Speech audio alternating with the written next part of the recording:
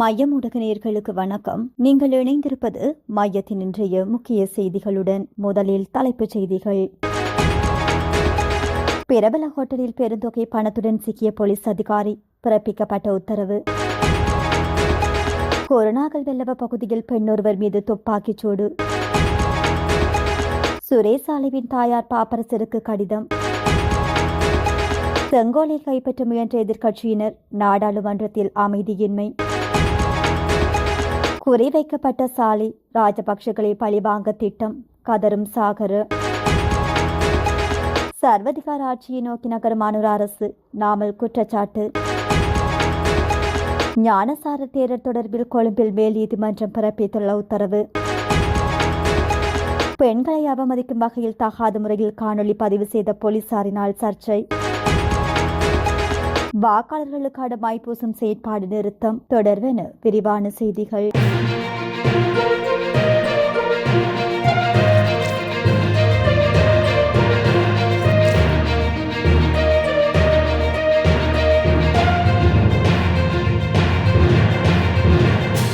லஞ்சம் மற்றும் ஊழல் ஒழிப்பு ஆணைக்குழுவினால் கைது செய்யப்பட்ட களுத்துறை விசேட குற்றப்புலனாய்வின் பிரிவின் போலீஸ் பரிசோதகரை ஜூலை மாதம் 3ஆம் தேதி வரை விளக்கமறியலில் வைக்குமாறு கொழும்பு மேலதிக நீதிவான் லகிர சில்வா உத்தரவிட்டுள்ளார். சந்தேக நபரை இன்று கொழும்பு பிரதம நீதிவான் நீதிமன்றத்தில் முன்னிலைப்படுத்தப்பட்ட போது இந்த உத்தரவு பிறப்பிக்கப்பட்டுள்ளது. களுத்துறை சிரேஷ்ட போலீஸ் அத்தியட்சகர் அலுவலகத்தின் கீழ் இயங்கும் விசேட குற்றப்புலனாய்வு பிரிவில் கடமையாற்றி வந்த போலீஸ் பரிசோதகர் ஒருவரே இவ்வாறு கைது செய்யப்பட்டுள்ளதாக தெரிவிக்கப்படுகின்றது. களுத்துறை பகுதியைச் சேர்ந்த வர்த்தகர் ஒருவருக்கு சொந்தமான வாகனம் தொடர்பில் விசேட குற்றப்புலனாய்வு பிரிவு விசாரணையொன்றினை மேற்கொண்டு வந்துள்ளது. இந்த விசாரணைக்கு அமைவாக நீதிமன்றத்தில் குற்றவியல் குற்றச்சாட்டுகளை பதிவு செய்யாமல் இருப்பதற்காக குறித்த போலீஸ் பரிசோதகர் 10 லட்சம் ரூபாய் பணத்தை கோரியுள்ளதாக தகவல்கள் வெளியாகியுள்ளது. கொரோனாக்கள் வெள்ளவ பகுதியில் பெண்ணொருவர் மீது துப்பாக்கிச் சூடு நடாத்தப்பட்டுள்ளதாக போலீசார் தெரிவித்துள்ளனர். குறித்த சம்பவமானது இன்றைய தினம் இடம்பெற்றுள்ளதாக தெரிவிக்கப்படுகின்றது. நபர் ஒருவர் மேற்கொண்ட துப்பாக்கிச் சூட்டு தாக்குதலில் படுகாயமடைந்த பெண் கொரோனாக்கள் வைத்தியசாலையில் அனுமதிக்கப்பட்டுள்ளதாக குறிப்பிடப்படுகின்றது. அத்தோடு குறித்த பெண்ணுடன் நெருங்கிய உறவில் இருந்ததாக கூறப்படும் நபர் இந்த துப்பாக்கிச் சூட்டை நடாத்தியுள்ளார் என்பதும் தெரியவந்துள்ளது. போலீஸ் விசாரணைகளின்படி சந்தேக நபர் வீட்டின் அருகிலுள்ள காட்டு பகுதியில் மறைந்திருந்து இந்த துப்பாக்கிச் சூட்டை நடாத்தியுள்ளதாக தெரியவந்துள்ளது. மேலும் சம்பவம் தொடர்பாக வெள்ளவ போலீசார் மேலதிக விசாரணைகளை மேற்கொண்டு வருகின்றனர். முன்னாள் புலனாய்வுத்துறை தலைவர் சுரேஷ் சாலைவை சுற்றியுள்ள மனிதாபிமான பிரச்சினைகளில் தலையிடுமாறு கோரி அவரது தாயார் பாப்பரசர்லியோவுக்கு கடிதம் எழுதியுள்ளார். இந்த கடிதம் இலங்கையின் திருத்தந்தை பிரதிநிதியாக திருத்தூதரிடம் ஒப்படைக்கப்பட்டது. இந்த நிகழ்வில் முன்னாள் புலனாய்வு தலைவர் சுரேஷ் சாலைவின் மனைவியும் உடனிருந்தார்.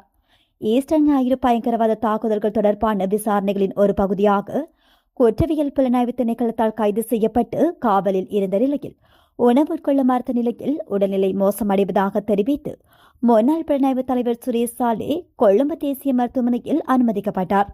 அவர் இன்னும் கொழும்பு தேசிய மருத்துவமனையில் சிகிச்சை பெற்று வருகின்றமை குறிப்பிடத்தக்கது. நாடாளுமன்றத்தில் ஏற்பட்ட அமைதியின்மையின் போது எதிரணியின் நாடாளுமன்ற உறுப்பினர்கள் சிலர் செங்கோலை கைப்பற்ற முயற்சி செய்துள்ளமை தெரியவந்துள்ளது. இதன் காரணமாக ஏற்பட்ட பெரும் அமைதியின்மையை அடுத்து சபை நடவடிக்கைகளை 10 நிமிடங்களுக்கு ஒத்திவைப்பதற்கு சபாநாயகர் நடவடிக்கை எடுத்திருந்ததாக தெரிவிக்கப்படுகின்றது.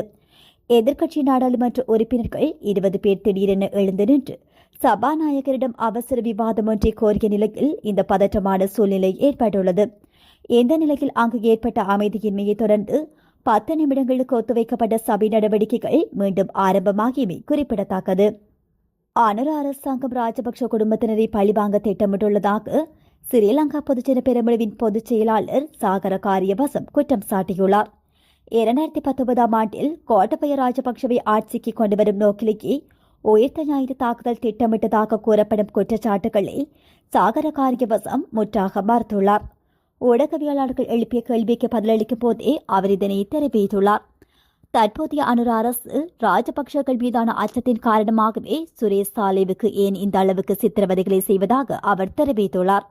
அரசாங்கத்திடம் ஏதேனும் உண்மையான சாட்சியங்கள் இருந்தால் அவற்றை அநாகரிகமான முறையில் மறைக்காமல் நீதிமன்றத்தில் சமர்ப்பிக்க வேண்டும் என்றும் சவால் விடுத்துள்ளார்.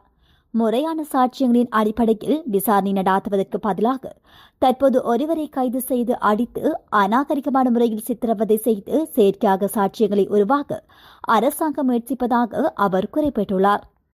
அரசாங்கம் தன்னிச்சையான சர்வதிகார ஆட்சியை நோக்கி நகர முயற்சிக்கிறது என ஸ்ரீலங்கா பொதுஜன பெரமுனவின் தேசிய அமைப்பாளரும் நாடாளுமன்ற உறுப்பினருமான நாமல் ராஜபக்ஷ தெரிவித்துள்ளார். நெலும் மாவட்டத்தில் அமைந்துள்ள ஸ்ரீலங்கா பொதுஜன பெரமுனவின் கட்சி அலுவலகத்தில் இன்று நடைபெற்ற ஊடக செய்தியாளரின் மாநாட்டின் போதே அவர் இவ்வாறு குறிப்பிட்டுள்ளார். இன்று எதிர்க்கட்சி உறுப்பினர்கள் ஒரு தீர்மானத்தை நிறைவேற்றியதை நாம் கண்டோம். ஒரு விவாதத்தில் ஒரு பிரச்சினை எழுப்பப்படும் போது ஆளும் கட்சி அதனை முற்றிலுமாக எதிர்க்கிறது. அந்த விவாதத்தில் ஆளும் கட்சியின் உள்நோக்கம் வெளிப்படுத்தப்படுகின்றது.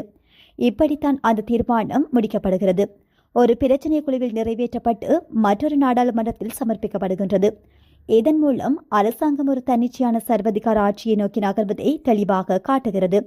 ஆனால் அந்த சர்வதிகார ஆட்சியில் அந்த 159 பேரும் உதவியற்றவர்களாக இருக்கிறார்கள் என அவர் தெரிவித்துள்ளார். பொதுபல சேனா அமைப்பின் பொதுச் செயலாளர் கலகொட அத்தே ஞானசார தேரருக்கு 9 மாத சிறை தண்டனையை கொழும்பு மேல் நீதிமன்றம் இன்று உறுதி செய்துள்ளது. இஸ்லாமிய மார்க்கத்தை அவமதிக்கும் வகையில் கருத்து வெளியிட்டு இனங்களுக்கு இடையிலான நல்லிணக்கத்தை சீர்குலைக்க செயற்பட்டார் என்ற குற்றச்சாட்டின் கீழ் இந்த உத்தரவு பிறப்பிக்கப்பட்டுள்ளது. குறித்த சிறை தண்டனையில் இருந்து தன்னை விடுவித்து விடுதலை செய்யுமாறு ஞானசார தேரரினால் தாக்கல் செய்யப்பட்டு மேல்முறையீட்டு மனுவை நிராகரித்து கொழும்பு மேல் நீதிமன்ற நீதிபதி மஞ்சுள திலகரத்ன இந்த தீர்ப்பை வழங்கியுள்ளார். கடந்த 2016ஆம் ஆண்டு கிரளப்பணி பகுதியில் நடைபெற்ற ஊடகவியலாளர் சந்திப்பொன்றில் இஸ்லாமிய மார்க்கத்தை அவமதிக்கும் வகையில் கருத்து வெளியிட்டு இனங்களுக்கு இடையிலான நல்லிணக்கத்தை சீர்குலைக்கும் வகையில் செயற்பட்டார் என குற்றம் சுமத்தி தண்டனை சட்டக்கோவையின் கீழ் போலீசாரால் ஞானசார தேரருக்கு எதிராக வழக்கு தாக்கல் செய்யப்பட்டிருந்தது. வழக்கு விசாரணைகளின் பின்னர் இந்த குற்றச்சாட்டுக்கு அவர் குற்றவாளியாக காணப்பட்டதை அடுத்து கொழும்பு நீதவான் நீதிமன்றத்தினால் இந்த தண்டனை விதிக்கப்பட்டிருந்தமை குறிப்பிடத்தக்கது. கொழும்பின் புறநகர் பகுதியான தலவத்துகொட பிரதேசத்தில் அண்மையில் மசாஜ் நிலையம் ஒன்றிலிருந்து பெண் சிகிச்சை அளிப்பாளர்கள் சிலர் கைது செய்யப்பட்டுள்ளனர். இதன்போது போலீஸ் நிலையத்திற்குள் வைத்து அவர்கள் வீடியோ பதிவு செய்யப்பட்டுள்ளதாகவும் அவர்களின் அடையாளங்கள் வெளிப்படும் வகையில் ஊடகங்கள் மூலம் பகிரங்கப்படுத்தப்பட்டுள்ளதாகவும் தெரியவந்துள்ளது. இதற்கு போலீசாரை பொறுப்பு கூற வேண்டும் என்று தெரிவித்து சர்வதேச மனித உரிமைகள் சட்ட சங்கம் மற்றும் இலங்கை ஸ்பா சங்கம் ஆகியன இலங்கை மனித உரிமைகள் ஆணைக்குழுவில் நேற்று முறைப்பாடு பதிவு செய்துள்ளன. போலீசாரின் இந்த செயலால் பாதிக்கப்பட்ட பெண்கள் உயிரை மாய்க்கும் தூண்டல் ஏற்பட்டுள்ளதாகவும் போலீசார் சட்டவிரோதமான முறையில் செயற்பட்டுள்ளதாகவும் அந்த முறைப்பாடுகளில் சுட்டிக்காட்டப்பட்டுள்ளது. தலவத்துகொட பிரதேசத்தில் அண்மையில் சில மசாஜ் நிலையங்கள் முற்றுகையிடப்பட்டு அங்கிருந்த பெண்கள் சிலர் கைது செய்யப்பட்டனர். இதன்போது போலீசார் பெண்களின் உரிமைகளை மீறி அவமதிக்கும் வகையில் நடந்து கொண்டதாலேயே இந்த முறைப்பாடு செய்யப்பட்டதாக சர்வதேச மனித உரிமைகள் சட்ட சங்கத்தின் சட்டத்தரணி சுசந்த குணவர்த்த தெரிவித்துள்ளார். இதுகுறித்து போலீஸ் மா அதிபரிடம் முறைப்பாடு செய்துள்ளதாகவும் இதன் மூலம் நியாயமான விசாரணை ஒன்றை எதிர்பார்ப்பதாகவும் கூறியுள்ளார்.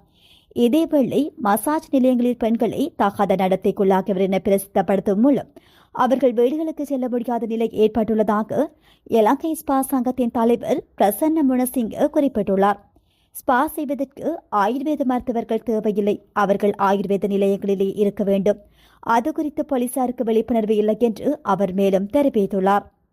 நாட்டில் நடைபெறும் தேர்தல்களின் போது வாக்காளர்களின் விரல்களில் அழியாத பூச்சி பூசும் நடைமுறையை சட்டப்பூர்வமாக நீக்குவதற்கு அமைச்சரவை அங்கீகாரம் வழங்கியுள்ளது. இலங்கையில் தேர்தலுக்கான சட்ட விதிகளின்படி 2004 முதல் நடைபெறும் தேர்தல்களில் வாக்களிக்க வரும் வாக்காளர்கள் செல்லுபடியாகும் அடையாள அட்டை மூலம் தங்கள் அடையாளத்தை சரிபார்ப்பது கட்டாயமாகும். மேலும் அவ்வாறு வாக்களிக்கும் அனைத்து வாக்காளர்களும் அழியாத மை கொண்டு உரிய விரலில் அடையாள குறியை பெறுவது கட்டாயமாகும். இந்த 2 செயல்பாடுகளின் நோக்கமும் ஒரு வாக்காளர் ஒரே தேர்தலுக்கு ஒன்றுக்கு மேற்பட்ட முறை வாக்களிப்பதை தடுப்பதே ஆகும். ஒரே நோக்கத்தை அடைவதற்காக ஒரே நேரத்தில் 2 வெவ்வேறு முறைகளை பின்பற்ற வேண்டியிருப்பது வாக்குச்சாவடிகளில் செய்யப்படும் பணிகளின் செயற்திறனை தடுப்பதோடு அரசாங்கத்திற்கு மேலதிக செலவுகளையும் ஏற்படுத்துகின்றது. இதனால் அமைச்சரவை ஊடக பேச்சாளர் அமைச்சர் நலிந்த ஜெயதிச இதனை தெரிவித்துள்ளார். எனவே அனைத்து தேர்தல் சட்டங்களிலிருந்தும் அழியாத மையை பயன்படுத்தி வாக்காளருக்கு உரிய குறியிடுவது தொடர்பான சட்ட விதிகளை நீக்குவது பொருத்தமானது என கண்டறியப்பட்டுள்ளது. இதனை ஊடக சந்திப்பில் அமைச்சர் குறிப்பிட்டுள்ளார். இத்துடன் மையத்தின் இன்றைய முக்கிய செய்திகள் நிறைவு பெறுகின்றன. நன்றி.